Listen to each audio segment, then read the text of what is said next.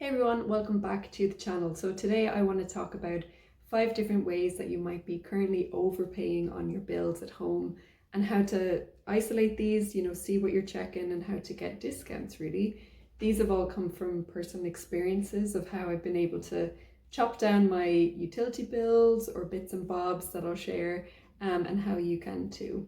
Just a bit of a side note that this is mainly geared towards UK residents, but obviously some of these takeaways you can use in your own country if you're further afield. So without further ado, let's get into the video. So the very first thing I want to talk about, which is a UK related bill that we have to pay here, and it's council tax. Now, the really good thing with this is if you're a single person in a residence and it's your main residence, you can actually get a 25% discount that not a lot of people know about.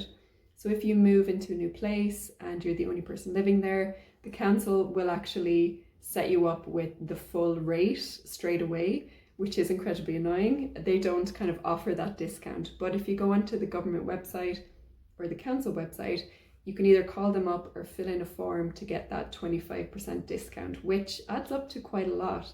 And the good thing with this is if you've been living somewhere for maybe a few months and you realized, oh, hey, they've been charging me the full amount and not with the discount, you can actually contact them and they can back pay you, that discount that you've already meant to have paid. So that's a really good win. Okay, and the second thing I want to talk about is electricity and gas. So in my current apartment here, I've got one of those weird prepayment meters. And in the past, those prepayment cards that you top up in the post office or the newsagent, they tend to be a lot higher tariffs, a lot higher standing charges, should I say, and they can be more expensive. So have a look and see if you've got one of those prepayment cards as well. What are the tariffs that you're actually paying? Usually there's an app alongside the meter that you can kind of see what you're actually paying for, and maybe see, can you get rid of that meter and just go on a normal direct debit and get a better deal that way? Although the good thing is the government have recently brought in a bit of a policy to kind of look at these high charges for prepayment cards. So that means hopefully in the future they won't be incredibly high or they won't be really expensive, but it's always good to understand what your current tariffs are and if there's a better deal out there. So number 3 is water bills.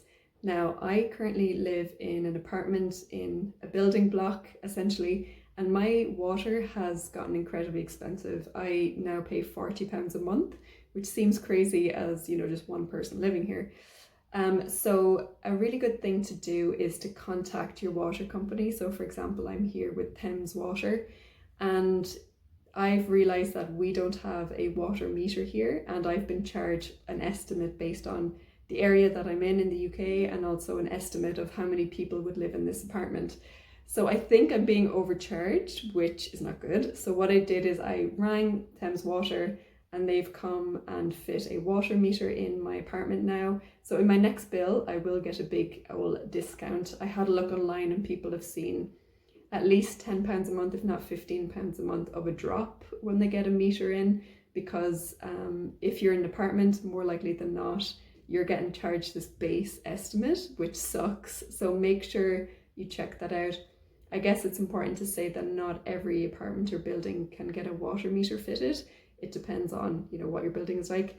But if that's the case still and you still feel your water costs are too high, you can talk to them directly and then they can revise it or do a different estimate. So there's ways around it, but yeah, don't be paying the maximum if you don't need to.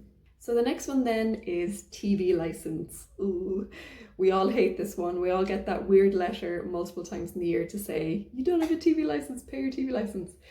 But you don't technically need one. You only need one if you're watching a TV, of course, or if you're watching any like streaming services like the BBC iPlayer or Channel 4's streaming service or any of that. But if you are just using Netflix to watch movies, on your Netflix subscription, you do not need a TV license, okay? And again, TV licenses have gotten very expensive. When I was paying it, it was about £15 a month.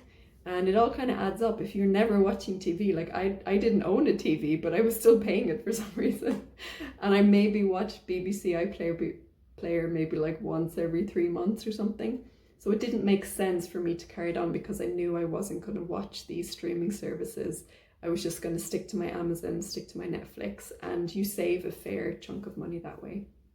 So the last one then is to kind of do with TVs as well. So if you do have a TV, obviously pay your TV license, but you might have Sky or some sort of deal like that where you're paying quite a lot of money for a Sky subscription. There is a way around this where you can get a discount. So if you're a current member of Sky, you can ring them up and talk about potentially, you know, if there's been a change in your household, like maybe it's just one person now, or maybe there's been a change in your job where you're on less money. There are ways to get discounts like that.